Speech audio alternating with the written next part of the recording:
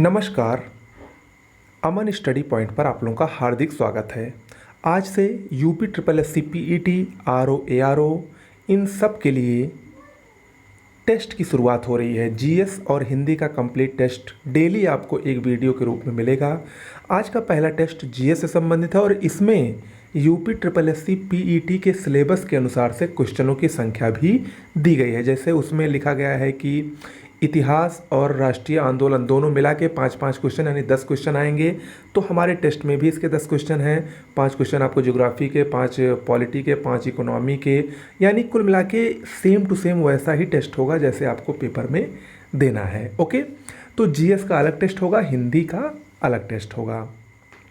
तो बिना देर के हुए शुरुआत करते हैं। डेली आपको ऐसे ही टेस्ट मिलेंगे अगर आप हमारे चैनल को तुरंत सब्सक्राइब कर लेंगे। अगर अभी तक नहीं किया है तो वीडियो अच्छा लगेगा तो लाइक तुरंत कर दीजिए और चैनल को सब्सक्राइब कर लीजिए तथा ज़्यादा से ज़्यादा शेयर करिए। इसके अलावा करंट अफेयर्स की पीडीएफ नोट्स पूरे 1 साल की जल्द ही उपलब्ध होने वाली है। आपको 25 जुलाई के बाद मिल जाएगी, ऑनलाइन हो जाएगी, आप लोग उसको ज़रूर लीजिएगा। साथ ही साथ जीएस की कंप्लीट पीडीएफ नोट्स अगर आप लेना चाहें तो वो भी उपलब्ध है। डिस्क्रिप्शन बॉक्स में नंबर दिया गया है, उस पर व्हाट्सएप या टेलीग्राम के जरिए मैसेज करके संपर्क कर सकते हैं। चलिए शुरुआत करते हैं। पहला प्रश्न, अब तक आप लोगों ने इसका आंसर दे लिया होगा। देखिए, आप लोग जितने भी मैं प्रश्न करवाऊंगा उसका आंसर आप लोग देने की ज़रूर कोशिश करें। इससे आपको ये पता चलेगा कि हमारी तैयारी कहाँ तक है। पहला प्रश्न है, सिंधु सभ्यता में घोड़े की अस्थियों का अवशेष कहाँ मिला? बहुत ही आसान है, सुरकोटदा। सुरकोटदा जो कि पाकिस्तान में है, वहाँ पर घोड़े की अस्थियों का अवशेष मिला था। इम्पोर्टेंट है। हालांकि घोड़े का जो साक्ष्य है वो सिंधु सभ्यता में नहीं मिलता है, लेकिन फिर भी इसकी अस्थियों का अवशेष, इसका साक्ष्य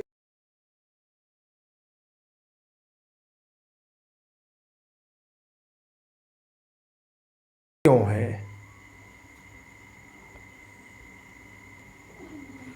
देखिए, बोध गया एक महत्वपूर्ण बौद्ध तीर्थ केंद्र इसलिए है क्योंकि गौतम बुद्ध ने यहाँ ज्ञान प्राप्त किया था।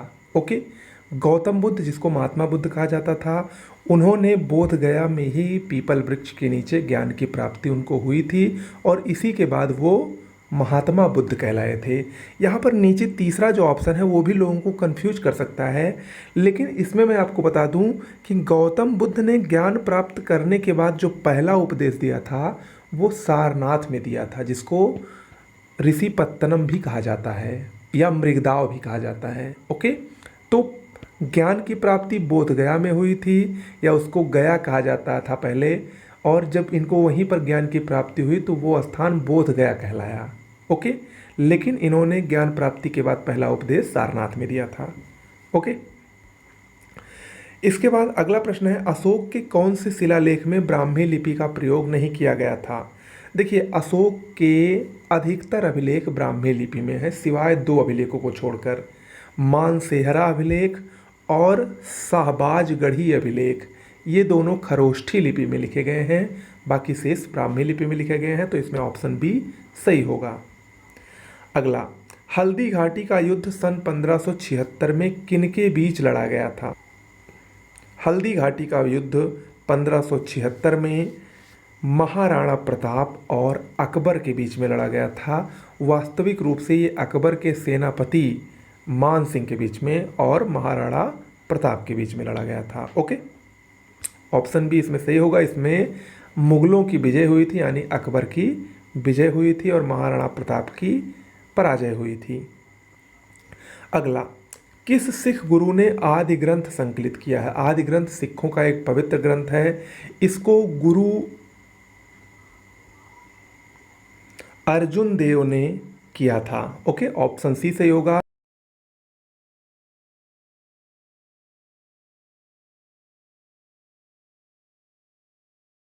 सिखों के पवित्र ग्रंथ आदि ग्रंथ, ठीक है, इसका संकलन किया था और इन्होंने ही हरमिंदर साहब नामक एक तालाब का निर्माण कराया था, जिसको बाद में जब महाराणा रणजीत सिंह का शासन आया तो उन्होंने उस हरमिंदर तालाब में स्वर्ण जड़वाए, जिसके कारण उसका नाम स्वर्ण मंदिर पड़ गया था। ओके, तो ऑप्शन सी इसमें सही होगा। अगला, भारत में किस गवर्नर जनरल को स्थानीय स्वशासन का पिता कहा जाता है? स्थानीय स्वशासन का पिता यानी जनक लॉर्ड रिपन को कहा जाता है। ऑप्शन डी सही होगा। अगला, महात्मा गांधी ने अपने निम्न पुस्तकों में से किसमें ब्रिटिश पार्लियामेंट को बांझ और बेश्या कहा है? हिंद स्वराज महात्मा गांधी की एक ऐसी पुस्तक जिसमें इन्होंने पश्चिमी, खासकर पश्चिमी सभ्यता, पश्चिमी संस्कृति का उल्लेख किया है, उसी में ही इन्होंने ब्रिटिश पार्लियामेंट को बांझ और वेश्या कहा था। हिंद स्वराज की रचना इन्होंने मूल रूप से गुजराती भाषा में इंग्लैंड जाने के दौरान नाव में ही बैठकर की थी, जहाज में ही बैठकर की थी। ओके, ऑप्शन सी इसमें सही होगा। अगला, किस आंदोलन के लिए महात्मा गांधी द्वारा करो या मरो का नारा दिया गया था? बहुत ही फेमस, बहुत ही आसान है, सब लोगों को पता होगा। भारत छोड़ो आंदोलन। ऑप्शन बी, 1942 में भारत छोड़ो आंदोलन गांधी जी द्वारा प्रारंभ किया गया, उसी में गांधी जी ने करो या मरो का नारा दिया था। अगला, रविंद्रनाथ टैगोर ने किस नरसंहार के विरोध में नाइटहुड की उपाधि लौटा दी थी? देखिए, 13 अप्रैल 1919 को जब जालियांवाला बाग हत्याकांड हुआ, रॉलेट एक्ट के विरोध में प्रदर्शन कर रहे भीड़ पर जनरल डायर के द्वारा अंधाधुंध गोलियां चलाई गई जालियांवाला बाग में, तो उसी जालियांवाला बाग हत्याकांड के ही विरोध में रविंद्रनाथ टैगोर ने अपनी नाइटहुड की उपाधि लौटा दी थी। ऑप्शन ए सही होगा। ओके, अगला, निम्नलिखित में से किसने बंगाल के विभाजन के विरोध में हुए आंदोलन का नेतृत्व किया था? देखिए, जब बंगाल का विभाजन हुआ 1905 में, उसके फलस्वरूप स्वदेशी आंदोलन का जन्म हुआ, स्वदेशी आंदोलन की शुरुआत हुई, तो उसका प्रारंभिक नेतृत्व सुरेंद्रनाथ बनर्जी ने किया था। ऑप्शन ए सही होगा। अगला, संविधान के किस अनुच्छेद के प्रावधानों के अंतर्गत भारत सरकार ने भारत रत्न और पद्मश्री को प्रारंभ किया है? देखिए, इसमें अनुच्छेद 18 सही होगा। अनुच्छेद 18 जो कि उपाधियों के अंत की व्याख्या करता है, उसी के तहत ही भारत सरकार ने 1954 में भारत रत्न और पद्मश्री की शुरुआत की थी। ये भारत के सर्वोच्च पुरस्कार माने जाते हैं। ओके, अगला, निम्न में से किस एक की संतुति के आधार पर मूल कर्तव्यों से संबंधित प्रावधानों को भारत के संविधान में जोड़ा गया था? देखिए, भारतीय संविधान में मूल कर्तव्य भाग 4A और अनुच्छेद 51A में सरदार स्वर्ण सिंह समिति की सिफारिशों के आधार पर जोड़े गए थे। कुल 11 मूल कर्तव्य हैं। ये मूल कर्तव्य 42वें संविधान संशोधन के तहत भारतीय संविधान में जोड़े गए थे। जब 42वें संविधान संशोधन के तहत ये अधिकार जोड़े गए, तो उस समय कुल 10 मूल कर्तव्य थे, लेकिन वर्तमान में मूल कर्तव्यों की संख्या 11 है। 11वां मूल कर्तव्य निःशुल्क शिक्षा का अधिकार 86वें संविधान संशोधन के द्वारा मूल कर्तव्यों में जोड़ा गया है। ओके, अगला, भारत में राष्ट्रपति द्वारा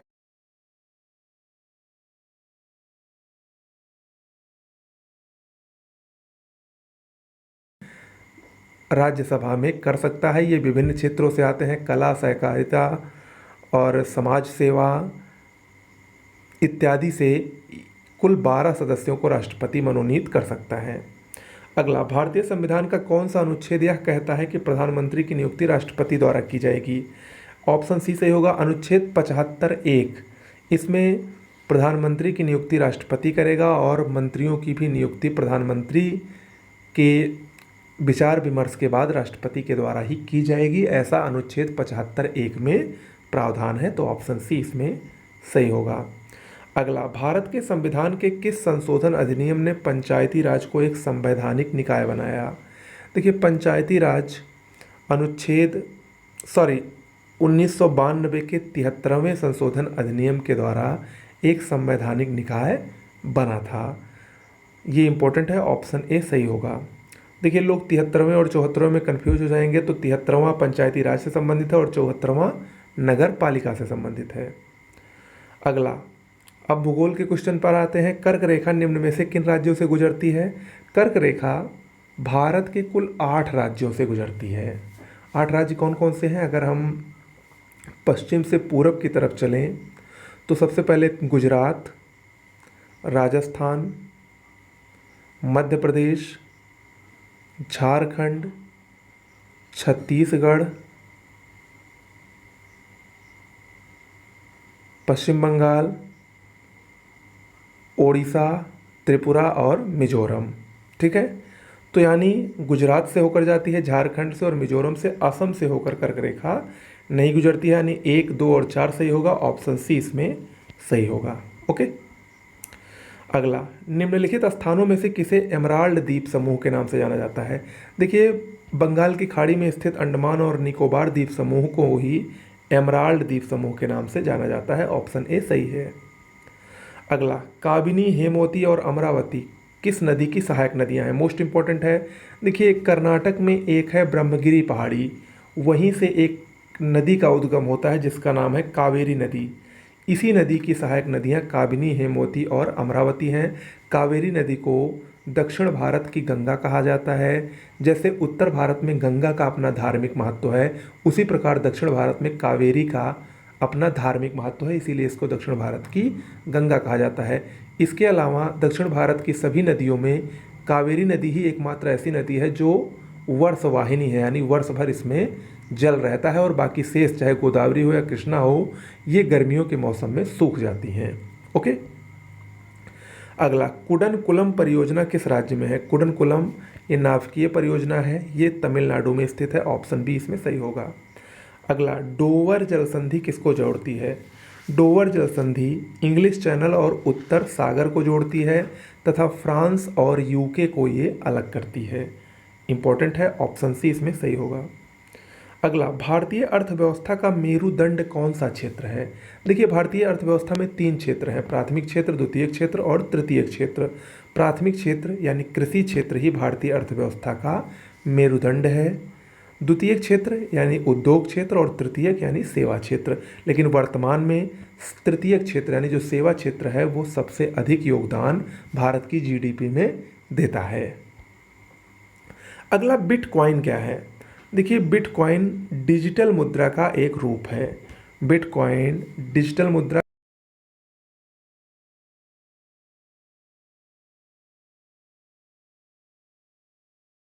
से प्रतिबंधित है, ऑप्शन डी इसमें सही होगा। अगला, किसान क्रेडिट कार्ड योजना किस वर्ष शुरू की गई थी? किसान क्रेडिट कार्ड योजना 1998-99 में शुरू की गई थी। यह योजना किसानों को ग्रामीण बैंकों से, सहकारी बैंकों से ऋण प्रदान करती है, और इस योजना में जो ऋण दिया जाता है उसकी व्यवस्था नाबार्ड द्वारा की जाती है, जो कि ग्रामीण क्षेत्र के लिए सबसे बड़ा बैंक है। ओके, तो ऑप्शन बी इसमें सही होगा। अगला, अंतर्राष्ट्रीय गमन यानी माइग्रेशन क्या है? देखिए, देश के बीचों में, देशों के बीच में जब लोगों का एक देश से दूसरे देश में गमन होता है तो उसी को ही अंतर्राष्ट्रीय माइग्रेशन या अंतर्राष्ट्रीय गमन कहते हैं। ओके, अगला है, नीचे दिए गए राज्यों में महिला साक्षरता दर कहाँ सबसे कम है? देखिए, सबसे कम साक्षरता दर बिहार में है। ओके, ऑप्शन बी इसमें सही होगा। बिहार सबसे कम साक्षरता दर और महिला साक्षरता दर वाला भी राज्य है। अगला, जल्लीकट्टू निम्न में से किसके साथ जुड़ा हुआ है? बहुत ही अच्छा प्रश्न है ये। जल्लीकट्टू अक्सर चर्चा में रहता है, ये एक प्रसिद्ध त्यौहार है तमिलनाडु का। देखिए, तमिलनाडु का एक प्रसिद्ध त्यौहार है पोंगल। पोंगल के साथ ही जल्लीकट्टू जुड़ा हुआ है, यानी पोंगल त्यौहार में ही जल्लीकट्टू त्यौहार भी मनाया जाता है। जल्लीकट्टू माने सांडों को पकड़ना, यहाँ पर सांडों के बीच में ये खेल खेला जाता है। अक्सर ये चर्चा में रहता है क्योंकि सुप्रीम कोर्ट इस पर कई बार रोक लगा चुकी है, कई बार इसको इजाज़त मिल चुकी है। हालांकि ये जो परंपरा है जल्लीकट्टू ये खेल की, ये लगभग 2500 वर्ष पुरानी परंपरा है। तमिलनाडु में ये लगभग 2500 साल से हो रही है। ओके, तो ऑप्शन डी इसमें सही होगा, पोंगल के साथ ये जुड़ा है। अगला, तेरताली कहाँ का लोक नृत्य है? ये मध्य प्रदेश का लोक नृत्य है, ऑप्शन बी इसमें सही होगा।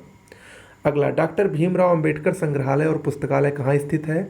ये उत्तर प्रदेश के आगरा में स्थित है। मोस्ट इंपॉर्टेंट है, कई बार पूछा जा चुका है। अगला, कलकत्ता जो कि अब कोलकाता बन गया है, इसमें भारतीय सांख्यिकी संस्थान की स्थापना किसने की?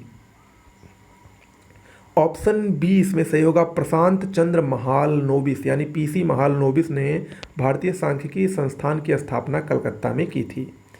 अगला और आज का अंतिम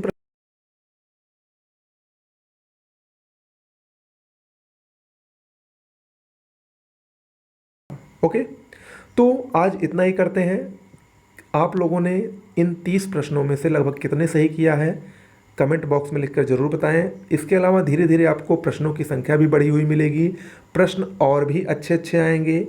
जैसे आज कुछ मैंने बहुत वन लाइनर प्रश्न दिए हैं, लेकिन धीरे धीरे आपको काफ़ी अच्छे टाइप के भी प्रश्न मिलेंगे और हिंदी भी आपको जल्द ही मिलेगी। ओके, नमस्कार।